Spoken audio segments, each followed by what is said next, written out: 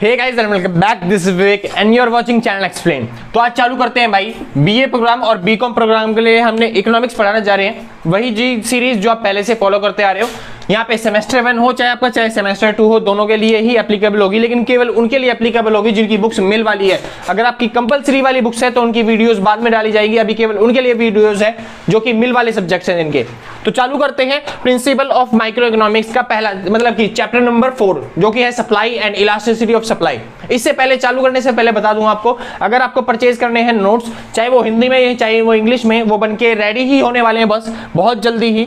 तो आप कांटेक्ट कर सकते हैं, इस नंबर पे आपको दे रखा है, आप कांटेक्ट करके जितनी जल्दी हो सकता है उतनी जल्दी, आप शायद आपको जब तक वीडियो मिले तब तक बन चुके हो नोट्स, तो भाई आप परचेज कर सकते हो उस नंबर पर कांटेक्ट करके, जो भी आप चार्जेस होंगे पे करके अपनी पीडीएफ अपने पास ले सकते हो।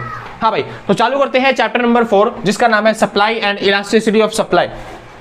ठीक है, आपको चालू करना है भाई। यहाँ पे सप्लाई मतलब पूर्ति, पूर्ति मतलब होता है माल बेचना, कोई किस तरीके से माल बेचता है और उसकी इलास्टिसिटी क्या होगी वो आपको निकालना है। इससे पहले हम डिमांड वाला और इलास्टिसिटी ऑफ डिमांड पढ़ चुके हैं, अब आपको सप्लाई वाला निकालना है।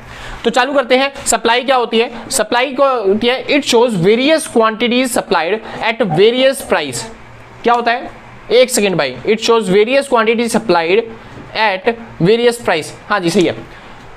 तो क्या होता है भाई क्वांटिटी सप्लाई, ये अलग अलग प्राइस पर अलग अलग कितनी सप्लाई करना चाहते हैं हम उसको शो करता है।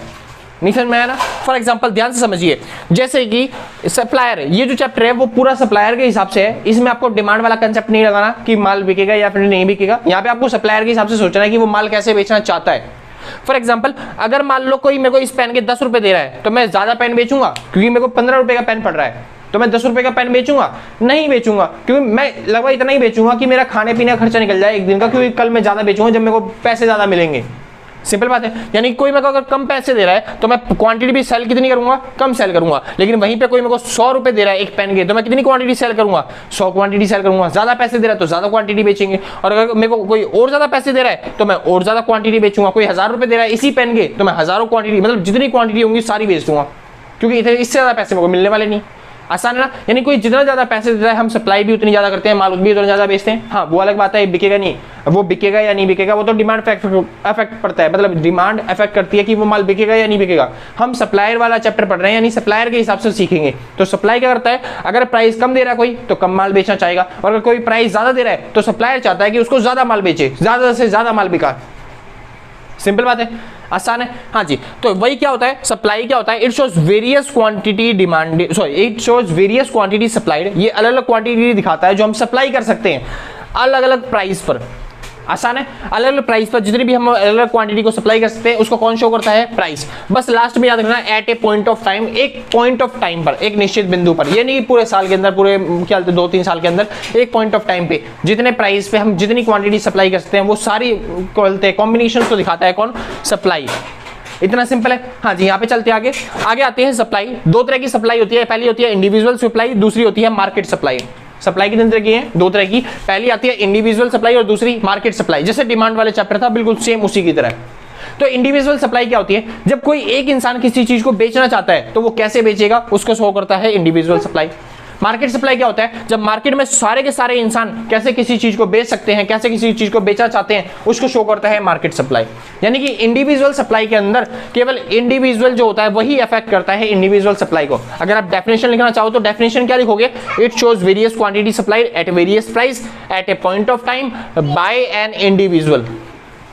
सिंपल है, ये इंडिविजुअल मतलब इंडिविजुअल सप्लाई की डेफिनेशन है। और अगर मार्केट सप्लाई की डेफिनेशन लिखनी है तो क्या लिखोगे फिर दोबारा से? It shows various quantity supplied at various price by at a point of time by the whole market. आसान है, यानी सारी मार्केट में जितने भी लोग हैं वो कैसे अलग अलग प्राइस पे अलग अलग चीजों को बेचना चाहते हैं उसको शो करता है कौन? Market supply. आसान है। अब टेबल से समझते हैं, जैसे कि फॉर एग्जाम्पल दोनों में डिफरेंस क्या है, दोनों में क्या अंतर आता है। तो अगर कोई चीज 10 रुपए की है तो एक इंसान बेचना चाहेगा खाली 10 क्वांटिटी। कोई चीज 100 रुपए की हो गई, वही चीज 100 रुपए की हो गई तो 100 क्वांटिटी बेचेगा। 1000 रुपए की हो गई तो वो 1000 क्वांटिटी बेचना चाहेगा। जितने ज्यादा पैसे मिलते जाएंगे उसे वो उतना ज्यादा सप्लाई करेगा। ऐसे ही बस मार्केट के अंदर भी होता है, कोई अगर कम पैसे दे रहा है तो मैं कम माल बेचूंगा, कोई ज्यादा पैसे दे रहा है तो ज्यादा माल बेचूंगा, कोई और ज्यादा पैसे दे रहा है तो मैं और ज्यादा माल बेचूंगा। तो भैया दोनों में डिफरेंस क्या है? डिफरेंस है टोटल का। टोटल का डिफरेंस कैसे है? यहाँ पे 10 रुपए में टोटल कितनी क्वांटिटी बिकी? खाली 10। 1000 रुपए में टोटल कितनी क्वांटिटी बिकी? खाली 1000। लेकिन यहाँ पे अगर बात की जाए 10 रुपए में कितनी क्वांटिटी बिकी? 30। यहाँ पे 100 रुपए में 300 क्वांटिटी और यहाँ पे 1000 रुपए में 3000 क्वांटिटी। तो डिफरेंस कहाँ पे आया? देखिए प्राइस में यहाँ पे भी 90 रुपए का चेंज है और यहाँ पे क्वांटिटी कितने का चेंज हुई? 90 रुपए से, मतलब 90 क्वांटिटी से। और अगर यहाँ पे प्राइस 90 का ही चेंज करते हैं तो यहाँ पे क्वांटिटी जो चेंज हो रही है वो कितने से हो रही है? 270 से क्वांटिटी चेंज हो रही है। मगर यानी कि मार्केट के अंदर बहुत सारे लोग होते हैं बेचने वाले, इस वजह से क्वांटिटी में चेंज क्या होता है? ज्यादा। और इंडिविजुअल के अंदर, इंडिविजुअल सप्लाई के अंदर बहुत कम लोग होते हैं बेचने वाले, यानी कि एक ही इंसान होता है बेचने वाला, इसलिए क्वांटिटी में चेंज क्या होता है? बहुत कम होता है। इसी वजह से मैंने अगला पॉइंट बताया था आपको कि यहाँ पे क्वांटिटी में चेंज क्या होता है? ज्यादा। ये लिखा है मैंने क्वांटिटी, ये लिखा हुआ है मैंने चेंज और ये लिखा है मैंने ज्यादा, यानी कि यहाँ पे क्वांटिटी में चेंज ज्यादा होता है। आसान है। डेल्टा मतलब होता है चेंज, जो आपको पहले बता चुका हूं कई बार। हाँ जी, और यहाँ पे क्वांटिटी में चेंज क्या होता है? क्वांटिटी में चेंज क्या होता है? कम होता है। इतना सिंपल। हाँ जी, अब इसी टेबल को आप डायग्राम से सीख सकते हो। डायग्राम मैंने नीचे बना रखा है और डायग्राम आपको दिख ही जाएगा। यहाँ पे प्राइस इतना ज्यादा चेंज हो रहा है, इतना ज्यादा प्राइस बढ़ गया, लेकिन क्वांटिटी में चेंज क्या है? थोड़ा सा। लेकिन यहाँ पे प्राइस में हल्का सा भी चेंज हुआ, लेकिन यहाँ पे क्वांटिटी क्या हो जाती है? ज्यादा चेंज हो जाती है, क्योंकि ये मार्केट है, मार्केट के अंदर बहुत सारे सेलर होते हैं, इस वजह से यहाँ पे क्वांटिटी में चेंज क्या होता है? ज्यादा होता है। और इसी वजह से जो इसका डायग्राम है सप्लाई का, वो थोड़ा खड़ा सा बनता है, मतलब कि थोड़ा सीधा तरीके से, जिसको बोलते हैं स्टीपर। और इसका जो डायग्राम है वो थोड़ा लेटा सा बनता है, इसलिए बोलते हैं फ्लैटर। आसान है, कोई दिक्कत नहीं ना। हाँ जी, जैसे आपने मूवीज देखी होगी, वहां पे बोलते हैं मैं हीरोइन को देखा तो मैं फ्लैट हो गया था एकदम से, मतलब कि बेहोश हो गया था, गिर गया था। तो इसीलिए जो गिरा वाला डायग्राम है वो होता है फ्लैटर और जो खड़ा वाला डायग्राम है उसे बोलते हैं स्टीपर। आसान है, याद रह जाएगा भाई। हाँ जी, सिंपल सा कंसेप्ट है इंडिविजुअल सप्लाई और मार्केट सप्लाई के अंदर डिफरेंस का। 5 पॉइंट मैंने लिखवा दिए, बाकी अगर आपको कुछ पता है तो फिर आप लिख देना, वरना 5 पॉइंट बहुत होते हैं। ठीक है भाई, इनको एक्सप्लेन करके लिखते हो आप। आगे चलते हैं, मेन इंपॉर्टेंट टॉपिक आता है factor affecting supply. Most important topic है, इसके ऊपर आ सकते हैं क्वेश्चन बहुत ज्यादा। तो फैक्टर अफेक्टिंग सप्लाई, ऐसे फैक्टर जो सप्लाई को अफेक्ट करते हैं, मतलब कुछ ऐसी चीज होती है जिसकी वजह से या तो आपकी सप्लाई बढ़ जाएगी या फिर आपकी सप्लाई घट जाएगी। जैसे मैंने डिमांड के अंदर ही बताया था, कुछ ऐसे फैक्टर थे जिसकी वजह से सप्लाई बढ़ जाती है और किसी वजह से सप्लाई घट जाती है। ठीक है, वैसे इसके अंदर फैक्टर है। ठीक है भाई, तो पहला फैक्टर आता है प्राइस ऑफ कमोडिटी, किसी भी कमोडिटी के प्राइस, किसी भी कमोडिटी के प्राइस। अब यहाँ पे क्या होता है सप्लाई के अंदर, आपने देखा होगा प्राइस अगर बढ़ते हैं तो लोग सप्लाई क्या करते हैं? ज्यादा। और प्राइस अगर कम होते हैं तो सप्लाई क्या होती है? कम होती है। मतलब दोनों सेम सेम होते हैं, उल्टे उल्टे होते हैं, सेम सेम होते हैं, यानी कि इनमें कैसा रिलेशन होता है? Positive relation. इसी वजह से जो सप्लाई कर्व होता है वो ऐसा होता है, यानी कि सेम सेम होता है, बढ़ेंगे तो बढ़ेंगे और घटेंगे तो घटेंगे। सिंपल बात है। हाँ जी, डिमांड कर्व में नेगेटिव रिलेशन होता है, इसी वजह से डिमांड कर्व थोड़ा ऐसा बनता है। अगर इसमें पॉजिटिव रिलेशन होता तो वो भी सप्लाई की तरफ ऐसे बनता, लेकिन उसमें होता नहीं फिलहाल। आसान है। तो अभी फिलहाल कर रहे हैं ऐसे फैक्टर जिसकी वजह से सप्लाई बढ़ेगी या फिर सप्लाई घटेगी। फॉर एग्जांपल, पहला फैक्टर क्या आता है? Price of commodity. अगर किसी भी कमोडिटी के प्राइस बढ़ जाते हैं, सोचिए किसी भी चीज के प्राइस क्या हो जाते हैं? बढ़ जाते हैं, तो आप ज्यादा बेचना चाहोगे या फिर कम बेचना चाहोगे? जाहिर सी बात है, कोई चीज अगर ज्यादा बिक रही है, जैसे पेन के कोई मेरे को 1 करोड़ रुपए दे रहा है, मैं बेचूंगा नहीं बेचूंगा? मैं तो कहूंगा मेरे को ले चल भाई अपने साथ, 1 करोड़ रुपए तो पेन के दे रहा है, मेरे कितने देगा? इसी वजह से प्राइस बढ़ते ही हम सप्लाई क्या करते हैं? ज्यादा करते हैं। यानी कि एक प्राइस अगर किसी चीज का बढ़ जाता है तो हम सप्लाई भी कर देंगे, ज्यादा कर देंगे। यानी एक पॉइंट जो ए पॉइंट पे थे, देखो प्राइस जब पी था तो हमने कितना माल बेचा? क्यू माल बेचा, यानी कि इतना माल बेचा, यानी हम ए पॉइंट पे थे। सिंपल बात है। और जैसे ही प्राइस बढ़ के P1 हो गया, यानी P1 हो गया तो हम सप्लाई कितनी कर रहे हैं? Q1 कर रहे हैं, यानी सप्लाई क्या हो गई? बढ़ गई। यानी हम A पॉइंट से कहां पे चले गए? B पॉइंट पे चले गए। और B पॉइंट पे जाना यानी कि सप्लाई को बढ़ाना दिखाता है, और जिसको बोलते हैं एक्सपेंशन, कि हमारी सप्लाई क्या हो गई? एक्सपेंड हो गई, सप्लाई बढ़ चुकी है, जिसको हिंदी में बोलते हैं विस्तार। आसान है, कोई दिक्कत तो नहीं ना। इसी तरीके से दूसरा पॉइंट, अगर प्राइस कम हो जाते हैं किसी चीज के, कोई मेरे को कम पैसे दे रहा है तो मैं बेचूंगा नहीं भाई, सप्लाई भी कम करेंगे। और सप्लाई अगर कम कर रहे हैं, जैसे प्राइस पहले पी था तो हम सप्लाई कितनी करते थे? क्यू, यानी कि प्राइस पी था तो सप्लाई क्यू होती थी। लेकिन अगर प्राइस कम हो गए, प्राइस P1 हो गया तो सप्लाई कितनी हो जाएगी? वो भी कम हो जाएगी। वो कितनी हो जाएगी? Q1 हो जाएगी। यानी हम पहले ए पॉइंट पे थे, अब कहां पे आ गए? बी पॉइंट पे आ जाएगी, यानी कि इस पॉइंट पे आ गए। इसको बोलते हैं कॉन्ट्रैक्शन। कॉन्ट्रैक्शन मतलब सिकुड़ना, संकुचन, यानी कि हम क्या हो गए? कॉन्ट्रैक्ट हो गए, यानी कि छोटे हो गए, सप्लाई क्या हो गई? कम हो गई हमारी, इसको बोलते हैं कॉन्ट्रैक्शन। सिंपल भाई, यहां पे खत्म होता है आपका ये वाला टॉपिक। आगे चलते हैं, इसके और भी फैक्टर्स के पॉइंट हैं वो करना चालू करते हैं। हाँ भाई, तो फैक्टर अफेक्टिंग सप्लाई का अगला पॉइंट आता है। एक पॉइंट आप पहले ही कर चुके हो, अब आता है दूसरा पॉइंट। दूसरे पॉइंट का नाम है प्राइस ऑफ अदर गुड्स। जो अदर गुड्स के प्राइस है ना, वो भी हमारी चीजों की डिमांड सॉरी सप्लाई को अफेक्ट करते हैं। कभी हमारी चीजों की सप्लाई बढ़ जाती है अदर गुड्स के प्राइस की वजह से, और कभी सप्लाई घट जाती है। वो किस तरीके से घटती है? अदर गुड्स की वजह से। आपको पता है अदर गुड्स कितने होते हैं? डिमांड वाले चैप्टर में पढ़ा था हमने, अदर गुड्स होते हैं 2 तरह के। पहला होता है सब्स्टिट्यूट गुड्स और दूसरा होता है कॉम्प्लीमेंट्री गुड्स। यहाँ पे कॉम्प्लीमेंट्री गुड्स की कोई बात ही नहीं होगी, कोई केस ही नहीं आएगा उसका, केवल बात करेंगे किसकी? सब्स्टिट्यूट गुड्स की। तो सब्स्टिट्यूट गुड्स की बात करने वाले बस, केवल और केवल सब्स्टिट्यूट गुड्स की बात होने वाली है, यहां पे सब्स्टिट्यूट गुड्स की बात होने वाली है बस। तो सब्स्टिट्यूट गुड्स की बात होने वाली है, तो सब्स्टिट्यूट गुड्स के अंदर क्या करना पड़ेगा, आपको एग्जांपल लेना पड़ेगा, फॉर एग्जांपल टी और कॉफी का। आप सोचिए आपने एक बिजनेस खोला, आप जहां पे टी भी बेचते हो और कॉफी भी बेचते हो, लेकिन दोनों के प्राइस कितने हैं, 10-10 हैं, दोनों के प्राइस ही कितने हैं, 10-10 हैं। आप टी भी बेच रहे हो और कॉफी भी। अब सोचिए क्या हुआ एकदम से, टी का प्राइस ये रहा, प्राइस ऑफ टी, ये प्राइस कॉफी का है, यानी कि प्राइस ऑफ कॉफी, दोनों के प्राइस 10-10 थे। आपने क्या सोचा, कॉफी ज्यादातर लोग पी रहे हैं, इस वजह से हम कॉफी के प्राइस कितने कर देते हैं, 15 रुपए। कॉफी का प्राइस कितना हो गया, 15 रुपए। आपने 10 रुपए, दोनों पहले 10-10 के थे, आपने कॉफी का प्राइस कितना कर दिया, 10 रुपए, मतलब 10 रुपए से बढ़ा के कितना कर दिया, कॉफी का प्राइस 15 रुपए कर दिया।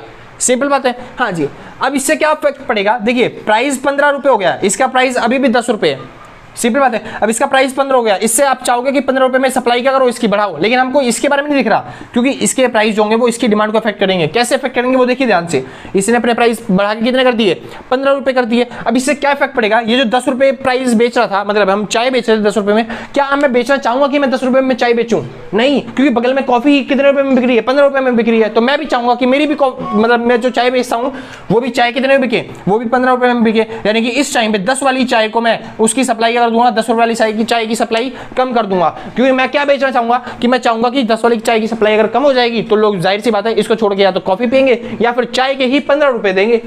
आसान है ना। यानी कि अगर बगल वाली चीज के ही आपके 15 रुपए हो जाते हैं, प्राइस बढ़ जाते हैं, तो आप अपनी चीजों के यानी कि जो टी के प्राइस हैं वो बेसिक से कोई चेंज नहीं हुआ, लेकिन उसकी सप्लाई क्या हो जाती है, वो घट जाती है। आसान है, कोई दिक्कत नहीं। यानी कि इसी तरीके से जो रिलेटेड गुड्स के प्राइस होते हैं वो हमारी चीजों की सप्लाई को क्या कर देते हैं, अफेक्ट कर देते हैं। यानी कि कॉफी के प्राइस बढ़ने की वजह से हमारी सप्लाई क्या हो गई, कम हो गई, और सप्लाई अगर कम हो गई तो सप्लाई कम करने का डायग्राम बनाना है। सप्लाई कम करनी कैसे, ये रहा सप्लाई का डायग्राम, यानी हम प्राइस इतना था तो सप्लाई कितनी करते थे, इतनी करते थे। क्या प्राइस में कोई चेंज हुआ, नहीं, हमारी चीजों के प्राइस में चेंज नहीं हुआ, वो तो दूसरी चीज थी जिसके प्राइस में चेंज हुआ, फिर भी हमारी सप्लाई कम हो गई। सप्लाई कम हो गई मतलब यहाँ पे आ गई, एस से कहाँ पे आ गई, S1 पे, यानी क्वांटिटी भी कम हो गई, यानी Q से कहाँ पे आ जाएगी, Q1 पे, सप्लाई कम क्वांटिटी कम। यानी हम ए पॉइंट पे थे, अब कहाँ पे आ गए, बी पॉइंट पे, तो ए से बी पे आ गए, इसको बोलते हैं डिक्रीज इन सप्लाई। आसान है, इसे बोलते हैं पूर्ति में कमी, डिक्रीज इन सप्लाई। और सेम इसी तरीके से दूसरा केस, हाँ जी, चाय के प्राइस, सॉरी यहाँ पे आएगा प्राइस ऑफ टी, यहाँ पे आएगा प्राइस ऑफ कॉफी। अब इस केस में क्या हुआ, कॉफी अभी मान लो 10 रुपए की थी और चाय भी 10 रुपए की थी, दोनों के सेम रेट थे। अब क्या हुआ, एकदम से कॉफी वाले ने अपने प्राइस घटा दिए, कॉफी अब 5 रुपए की बिकने लग गई, कॉफी 5 रुपए की बिक रही है। क्या मैं चाहूंगा कि मेरी कॉफी बिके, मतलब कि मैं चाहूंगा कि मैं कॉफी बेचूं ज्यादा, नहीं, मैं चाहूंगा मेरे को ज्यादा पैसा किस में मिल रहा है, मेरे को ज्यादा पैसा मिल रहा है चाय बेचने पे, तो मैं चाहूंगा चाय ज्यादा बिके उस टाइम पे। यानी कि कॉफी के प्राइस बढ़ने की वजह से मेरी सप्लाई क्या हो रही है, बढ़ रही है, किसकी, चाय की सप्लाई बढ़ रही है। तो अगर चाय की सप्लाई बढ़ रही है तो यहाँ पे सप्लाई बढ़ा देंगे, यहाँ पे सप्लाई S से कहाँ पे चली जाएगी, S1 पे, यानी Q से Q1 पे सप्लाई बढ़ गई, S से कहाँ पे चली गई, S1 पे, यानी कि हम A पॉइंट से कहाँ पे चले गए, B पॉइंट पे, और इसको बोलेंगे इंक्रीज इन सप्लाई। क्या बोलेंगे, इंक्रीज इन सप्लाई। यहाँ पे प्राइस में चेंज नहीं हुआ, क्योंकि दूसरे चीजों के प्राइस चेंज होने की वजह से हमारी चीजों की सप्लाई जो है उसमें चेंज हो रहा है। सिंपल बात है। यानी कि ये जो प्राइस है ये किसके हैं, ये कॉफी के प्राइस हैं, ये प्राइस किसके हैं, सॉरी ये जो प्राइस है वो किसके हैं, ये प्राइस है टी के, क्वांटिटी किसकी है, टी की, प्राइस किसके हैं, टी के, क्वांटिटी किसकी है, टी की। आसान है, टी के प्राइस में चेंज नहीं हो रहा, फिर भी हमारी सप्लाई चेंज हो रही है, किसकी वजह से, कॉफी के प्राइस में चेंज होने की वजह से। कॉफी के प्राइस बढ़ जा रहे हैं तो हमको अपनी सप्लाई कम करनी पड़ रही है, क्योंकि कॉफी को बेचने में ज्यादा प्रॉफिट हो रहा है। और कॉफी के प्राइस कम हो जा रहे हैं तो चाय की प्राइस, मतलब चाय की सप्लाई करनी पड़ेगी, वो बढ़ानी पड़ेगी, क्योंकि हमें ज्यादा प्रॉफिट किसको बेचने पे हो रहा है, चाय को बेचने पे हो रहा है। आसान है, हाँ जी। तो इस तरीके से प्राइस ऑफ अदर गुड्स जो होते हैं वो अफेक्ट करते हैं किसको, हमारी क्या जो सप्लाई है उसको अफेक्ट करते हैं। आगे चलते हैं, अगले आते हैं 2 पॉइंट छोटे छोटे। अगला आता है cost of factors of production, यानी जो हम प्रोडक्शन करते हैं, जो भी माल हम बनाते हैं उसकी कॉस्ट भी अफेक्ट करती है सप्लाई को। अगर कॉस्ट मान लो कम पड़ रही, सॉरी अगर कॉस्ट हमारी ज्यादा पड़ रही है, किसी भी चीज को बनाने का खर्चा ज्यादा आ रहा है, तो मैं ज्यादा माल बना पाऊंगा, नहीं, मैं ज्यादा माल नहीं बना सकता, क्योंकि कॉस्ट महंगी पड़ रही है हमें, तो इस वजह से सप्लाई कम हो जाएगी। और सप्लाई कम हो गई मतलब सप्लाई S से S1 पे आ जाएगी, Q से Q1 पे आ जाएगी, A से B पे आ जाएगी, जिसे हम बोलेंगे डिक्रीज इन सप्लाई, पूर्ति में कमी। आगे चलते हैं, अगर हाँ जी इसी तरीके से अगर कॉस्ट हमारी घट जाती है और सप्लाई बढ़ जाती है, तो सप्लाई बढ़ जाएगी तो हम Q से Q1 पे चले जाएंगे, S से S1 पे चले जाएंगे, यानी सप्लाई क्या हो जाएगी, बढ़ जाएगी, इसे बोलेंगे इंक्रीज इन सप्लाई। आसान था। हाँ जी, इसी तरीके से टेक्नोलॉजी, तो टेक्नोलॉजी अगर मान लो आप यूज कर रहे हो चीप वाली, अगर टेक्नोलॉजी सस्ती मिल रही है आपको, टेक्नोलॉजी सस्ते में हो जा रहा है आपका काम, तो सस्ती टेक्नोलॉजी की वजह से आप सप्लाई कर पाओगे, ज्यादा कर पाओगे, सप्लाई बढ़ जाएगी आपकी, और सप्लाई बढ़ने की वजह से आपको ये वाला डायग्राम बनाना पड़ेगा, सप्लाई बढ़ने वाला, सेम यही डायग्राम बनाना है यहाँ पे भी। और इसी तरीके से अगर कॉस्ट आप मतलब टेक्नोलॉजी आपकी महंगी पड़ रही है, कॉस्टली पड़ रही है, महंगी पड़ रही है, खर्चा ज्यादा हो रहा है टेक्नोलॉजी के अंदर, तो सप्लाई क्या करनी पड़ेगी, कम करनी पड़ेगी, और सप्लाई कम करने के टाइम पे आपको ये वाला डायग्राम बनाना है, क्योंकि सप्लाई कम हो रही है। आसान है। अच्छा भाई, कई बुकों में आपको अलग अलग तरीके से दे रखा है टेक्नोलॉजी के वाला यही केस, अलग अलग तरीके से। फॉर एग्जाम्पल, अगर टेक्नोलॉजी आपकी एडवांस है, अगर आप टेक्नोलॉजी एडवांस यूज कर रहे हो तो आपकी सप्लाई बढ़ जाएगी, क्योंकि आप अच्छे तरीके से प्रोडक्शन कर पाओगे। और अगर आप टेक्नोलॉजी ओल्ड कर रहे हो यूज, पुरानी टेक्नोलॉजी का यूज कर रहे हो, तो सप्लाई क्या होगी आपकी, कम हो जाएगी, क्योंकि आप अच्छे तरीके से प्रोडक्शन नहीं कर पाओगे, पूरा यूज नहीं कर पाओगे अपनी टेक्नोलॉजी का। सिंपल बात। तो भाई यहां पे खत्म होते हैं फैक्टर अफेक्टिंग सप्लाई, इतने ही थे फैक्टर अफेक्टिंग सप्लाई। अब चलते हैं आगे पॉइंट पे, मतलब 2-3 पॉइंट रह गए, तो आज के लिए मतलब कि ये टॉपिक इतना ही है बस अभी फिलहाल, आगे चलते हैं। हाँ भाई, तो अगला टॉपिक आता है law of supply. Law of supply के नाम से आपको पढ़ना है पूर्ति का नियम, यानी कि जो सप्लाई होती है उसका नियम क्या होता है। ठीक है भाई, तो जैसे कि डिमांड का नियम था वैसे ही लॉ ऑफ सप्लाई का नियम है। सबसे पहले आपको यही याद रखना है, अदर थिंग्स रिमेन कांस्टेंट, यानी कि बाकी जो चीजें हैं जो हमने अभी पढ़े हैं फैक्टर्स अफेक्टिंग सप्लाई, अभी जो हमने पढ़े हैं फैक्टर्स अफेक्टिंग सप्लाई, उसी को बोलते हैं अदर थिंग्स। ठीक है भाई, यानी कि फैक्टर अफेक्टिंग जो सप्लाई हमने पढ़ा है टॉपिक, उसी को बोलते हैं अदर थिंग्स। तो उन बातों को कांस्टेंट रखते हैं। तब अगर प्राइस बढ़ेंगे किसी भी कमोडिटी के, then the quantity supplied of a commodity decreases या फिर फॉल्स, यानी कि अगर किसी भी चीज के प्राइस अगर बढ़ेंगे तो क्वांटिटी सप्लाई क्या होगी, ये उल्टा लिख दिया शायद ये, हाँ भाई, अगर किसी भी चीज के प्राइस बढ़ेंगे तो उसकी क्वांटिटी सप्लाई क्या होगी, बढ़ेगी। यानी अगर प्राइस बढ़ रहे हैं तो हम ज्यादा बेचना चाहेंगे, वही बात कर रहा है। And vice versa, vice versa मतलब इसका उल्टा भी, यानी कि अगर प्राइस घटेंगे तो हम सप्लाई भी क्या करना चाहेंगे, कम करना चाहेंगे। यानी कोई अगर मेरे को ज्यादा पैसे दे रहा है तो मैं ज्यादा माल बेचूंगा, कोई मेरे को कम पैसे दे रहा है तो मैं क्या करूंगा, कम माल बेचूंगा। सिंपल बात है, यही नियम होता है सप्लाई का। लेकिन भाई कुछ ऐसी चीजें हैं जिसपे लॉ ऑफ सप्लाई अप्लाई ही नहीं होता, मतलब लॉ ऑफ सप्लाई अप्लाई नहीं होगा, मतलब यानी अगर कोई आपको ज्यादा पैसे भी दे रहा है मतलब, तो फिर भी आप उसे बेचना नहीं चाहोगे या फिर आप बेच नहीं पाओगे ज्यादा पैसे मिलने के बाद भी। वो ऐसी कौन सी चीजें, उनको बोला जाता है एक्सेप्शंस। एक्सेप्शंस ऐसे पॉइंट्स होते हैं जो आपको बताते हैं कि अगर आपके पास सप्लाई मतलब आपके पास पैसा भी कोई दे रहा है ज्यादा, तब भी आप ज्यादा माल नहीं बेच पाओगे उसे। वो कैसे पॉइंट्स है, फॉर एग्जांपल पहला पॉइंट आता है एग्रीकल्चर प्रोडक्ट। अब जो एग्रीकल्चर प्रोडक्ट है जैसे गेहूं चावल ये सब चीजें जो खेत मतलब कि खेती से मिलती है हमें, तो जो खेती होती है, कोई अगर मैं किसानों को ज्यादा पैसा दूं, मैं बोलूं किसानों को मैं आपको करोड़ों रुपए दूंगा, मेरे को इतने कुंटल लाना चाहिए, तो वो दे देगा भाई, वो कोई प्रॉमिस नहीं कर पाएगा। वो क्यों, क्योंकि जो एग्रीकल्चर होता है, जो खेती बाड़ी होती है, वो प्राइस पे डिपेंड नहीं करती, यानी कि आप अगर ज्यादा पैसे दोगे तो ज्यादा माल बना देंगे, नहीं जी, वो डिपेंड करती है वेदर पे। अगर वेदर अच्छा हुआ तो फिर माल ज्यादा बन सकता है, वेदर अगर बेकार हुआ तो फिर माल कम बन सकता है। तो वो डिपेंड किस पे करती है, वेदर पे करती है। आसान है, वो पैसों पे डिपेंड नहीं करती किसी भी चीज की, मतलब एग्रीकल्चर प्रोडक्ट्स की सप्लाई जो होती है वो प्राइस पे डिपेंड नहीं करती, क्योंकि वो ज्यादा पैसे देगा तो हम ज्यादा बनाएंगे, ऐसा कभी नहीं हो पाएगा। सिंपल भाई, यानी कि एग्रीकल्चर प्रोडक्ट्स पे लॉ ऑफ सप्लाई अप्लाई होता ही नहीं है। आसान है। हाँ जी, आगे चलते हैं। अगला आता है स्टेटस सिंबल गुड्स। तो स्टेटस सिंबल गुड्स पे भी अप्लाई नहीं होता, यानी कि अगर स्टेटस सिंबल गुड्स क्या, ऐसे गुड्स जो आपके स्टेटस दिखाते हैं, for example Apple, iPhone, BMW, Mercedes. अगर कोई किसी ने ये गाड़ियां ले रखी है, ये फोन ले रखे हैं, तो फिर वो सोचा जाता भाई बड़ा अमीर इंसान है, स्टेटस उसका बहुत अच्छा है। सिंपल बात है। लेकिन कोई अगर छोटे मोटे सामान लेके चलता है तो उसे बोलते हैं भाई स्टेटस उसका डाउन है, वो कहने वाली बात होती है बस फिलहाल। हाँ भाई, तो स्टेटस सिंबल गुड्स क्या होते हैं, ऐसे गुड्स जो महंगे बिकते हैं, जैसे कि एप्पल, आईफोन हो गया, फरारी हो गई या फिर BMW हो गई, ऐसी चीजें जो स्टेटस दिखाती है आपको, जिसको दूसरे नाम से भी जानते हैं, हिंदी में बोलते हैं विलासिता वस्तु या फिर लग्जरियस गुड्स जिसे बोलते हैं। तो ऐसी चीजें क्या होती हैं जो कंपनी वाले ना, कुछ कंपनी वाले क्या करते हैं, अगर वो देखते हैं अगर आप अपनी उनकी चीजों की केयर कर पाते हो तभी वो आपको चीजें देंगे, चाहे आप कितने पैसे दे रहे हो। आप बोल रहे हो मैं आपकी चीज जो 1 करोड़ रुपए की है, हम आपको 500 करोड़ रुपए देंगे, तब भी हो सकता है कि आपको वो चीजें ना मिले। क्यों ना मिले, वो देखते हैं अगर आप उन चीजों की केयर कर पाते हो तभी वो आपको चीजें प्रोवाइड करेंगे, वरना वो प्रोवाइड ही नहीं करेंगे आपको। सिंपल बात। या फिर लग्जरियस गुड्स उन्हीं को मिलती है जो उसके लिए मतलब कि हकदार होता है, यानी कि ज्यादा प्राइस देते हैं, ये नहीं कि वो ज्यादा सप्लाई कर देंगे। जैसे एप्पल, आईफोन, मान लो अपने देश में बहुत सारे लोग ऐसे हो गए जिनके पास पैसा ही पैसा है, अंधा पैसा है, तो वो जाएंगे शोरूम के एप्पल के शोरूम में, तो एप्पल वाले सीधा ही नाट देते हैं भाई फोन खत्म हो गए हैं, फोन अभी आउट ऑफ स्टॉक है, सबको नहीं मिल पाएंगे। क्यों, अगर सबके पास फोन आ गया तो फिर वो उसकी क्वालिटी उतनी अच्छी नहीं, मतलब कि वो नहीं हो जाएगा कि लोग जो स्टेटस के लिए खरीदते हैं ना, वो स्टेटस के काम नहीं आ पाएगा। 2 मिनट का वेट करते हैं भाई, मन पूजा हो रही है अभी।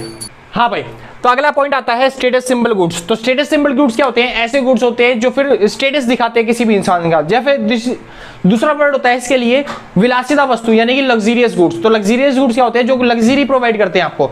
इनकी सप्लाई पता है जानबूझ के कम करी जाती है। जानबूझ के अगर इसकी सप्लाई कम करेंगे और लोग इसकी डिमांड ज्यादा करेंगे ना, तभी हाइप बनती है, जिनके प्राइस ज्यादा बनते हैं। समझ में? अगर आप इसको ज्यादा रुपए भी देने के तैयार हो ना, जैसे आप 5 करोड़ 10 करोड़ रुपए भी देने के तैयार हो और बोलते हो मेरे को ज्यादा सप्लाई चाहिए, वो आपको नहीं देंगे भाई। उस चीज की सप्लाई नहीं कर पाएंगे। क्यों नहीं करेंगे? क्योंकि उनको अपनी इमेज बना के रखनी है। इस वजह से ये लोग सप्लाई ही कम करके रखते हैं, कंट्रोल करके रखते हैं। तो अगर आप, ये ऐसी चीज है जिसपे लॉ ऑफ सप्लाई अप्लाई नहीं होता।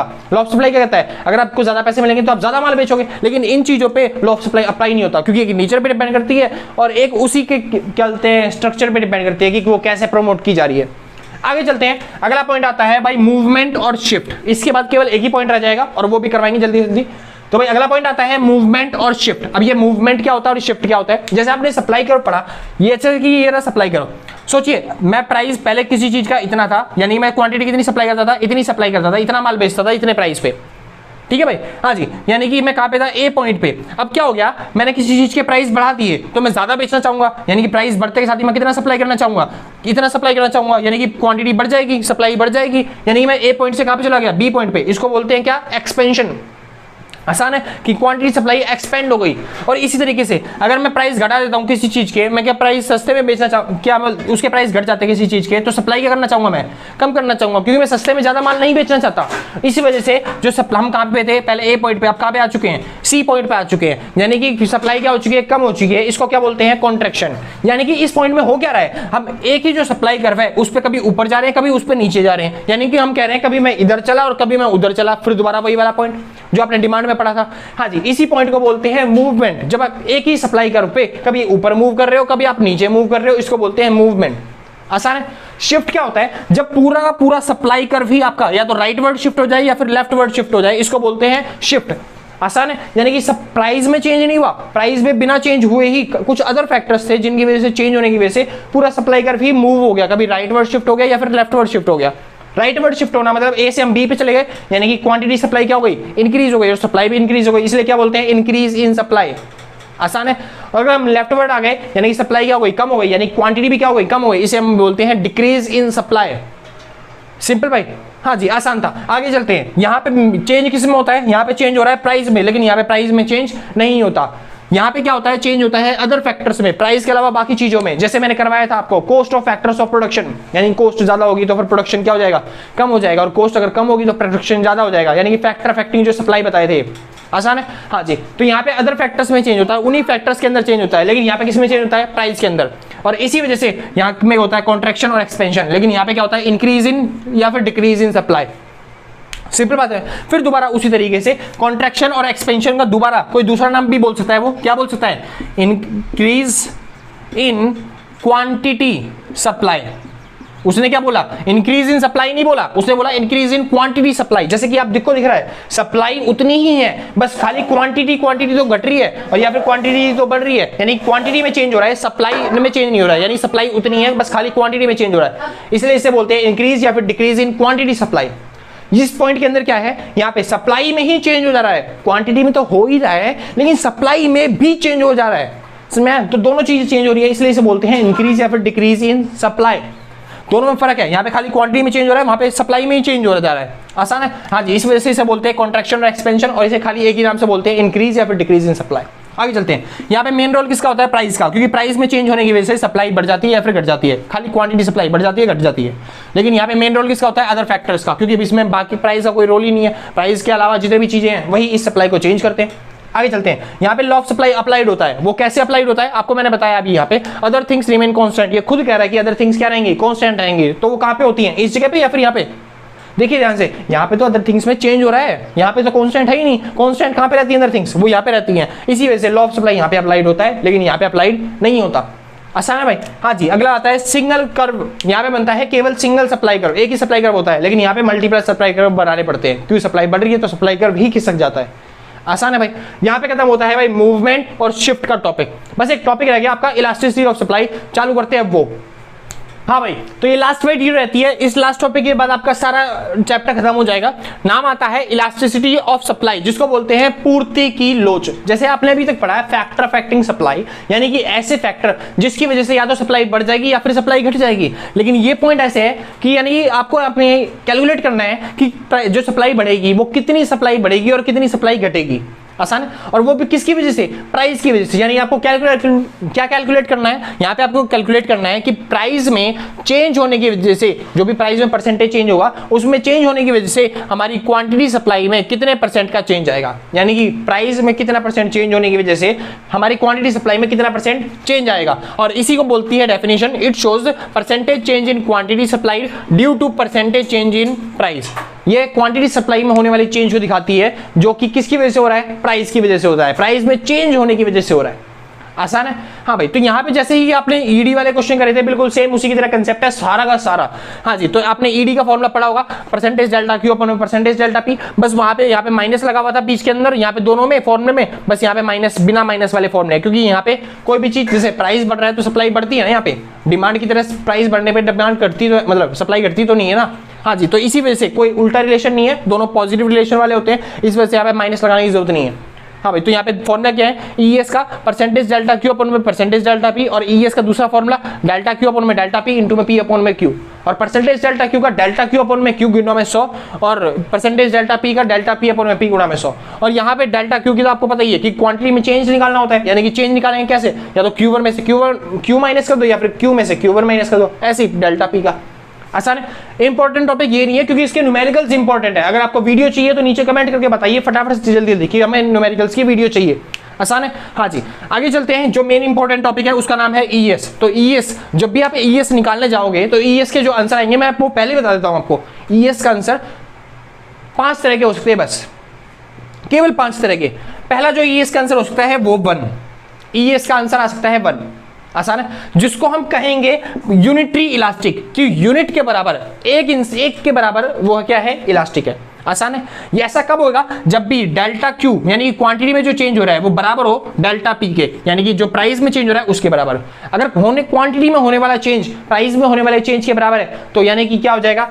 ईएस क्या हो जाएगा? 1 हो जाएगा। फॉर एग्जांपल, जब आप ईएस निकालते हो तो फॉर्मूला लगाते हो परसेंटेज डेल्टा क्यू अपॉन में परसेंटेज डेल्टा पी। तो क्वांटिटी में चेंज और प्राइस में चेंज अगर बराबर है, जैसे कि 5 है, तो कट के आंसर क्या हो जाएगा आपका? 1। इसलिए ईएस क्या हो जाएगा आपका? 1 हो जाएगा। और इसका डायग्राम कहां से बनेगा? ये डायग्राम बनेगा 0 पॉइंट से, मतलब ओरिजिन से बनेगा। अगर आपका कोई भी लाइन सप्लाई करगी ओरिजिन से जा रही है तो इसकी इलास्टिसिटी क्या होगी? 1 होगी। सिंपल भाई। आगे चलते हैं, पहला पॉइंट हो गया। आगे चलते हैं बाकी। तो ईएस हो सकता है दूसरा आंसर उसका, ईएस का, कि वो 1 से छोटा हो सकता है। और तीसरा आंसर कि ईएस क्या हो सकता है? 1 से बड़ा हो सकता है। ईएस 1 से छोटा भी हो सकता है और 1 से बड़ा भी हो सकता है।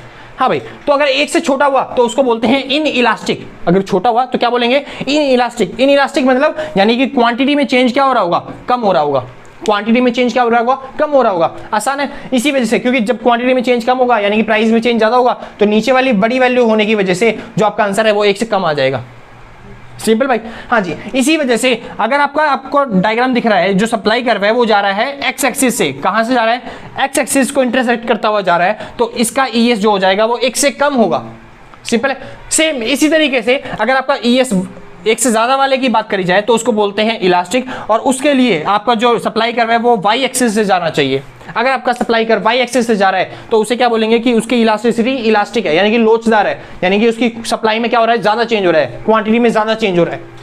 सिंपल बात भाई। हाँ जी, आगे चलते हैं। ईएस 0 कब होगा? जब क्वांटिटी में बिल्कुल भी चेंज ना हो। जब क्वांटिटी में बिल्कुल भी चेंज ना हो, यानी कि यहाँ पे दिख रहा है क्वांटिटी बिल्कुल फिक्स है, चाहे प्राइस आप बढ़ा दो कितना भी, प्राइस कितना भी घटा दो, हम उसकी सप्लाई में चेंज नहीं कर पा रहे। इस वजह से इलास्टिसिटी क्या हो जाएगी? बिल्कुल फिक्स हो जाएगी, कांस्टेंट हो जाएगी, 0 हो जाएगी, जिसमें बोलते हैं, इसे बोलते हैं परफेक्टली इन इलास्टिक। क्या बोलते हैं? Perfectly in elastic.